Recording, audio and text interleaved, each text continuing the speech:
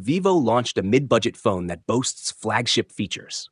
This mid-range phone comes with top-tier features, including a flagship-level camera, display, chipset, and super-fast charging. In this video, I will give you a full, detailed review of this powerful phone. So, without further ado, let's jump straight into the main video. But before we dive into it, make sure to like this video and subscribe to stay connected with us. First, when you open the box, you'll find the charger, a USB Type-C cable, and finally, a SIM ejector pin. That's everything included in the box. Design. Now let's talk about the phone's look and design. The back panel of this phone is made of glass, giving it a premium feel. The back panel has a slight curve on both sides, ensuring a comfortable grip.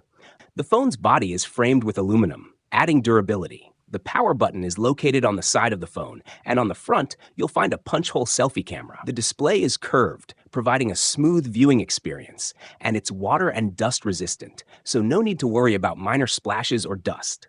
Overall, I really like the design and aesthetics of this phone. Now, moving on to the display. It comes with a 6.718-inch Full HD Plus AMOLED display, offering vibrant colors and deep blacks. The camera, as mentioned earlier, features a dual camera setup on the back. The primary camera has a 50 megapixels lens with an aperture of f1.9 and is powered by the Sony IMX920 sensor with OIS, optical image stabilization support. There's also an 8 megapixel secondary camera. In this price range, you can expect excellent photo quality. Let's take a look at some sample shots from this camera. After reviewing the photo samples, I feel the camera quality is outstanding considering the price.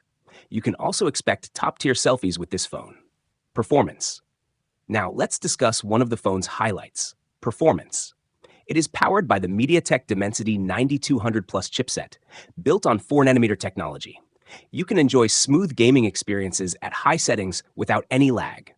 It scored around 1.5 million on the Antutu benchmark, which is impressive. Out of the box, it runs on Android 14 with Vivo's custom FunTouch OS 14. The phone is available in 2 color variants and comes with 3 different RAM and storage configurations. It features LPDDR5X RAM and UFS 3.1 storage, ensuring fast performance.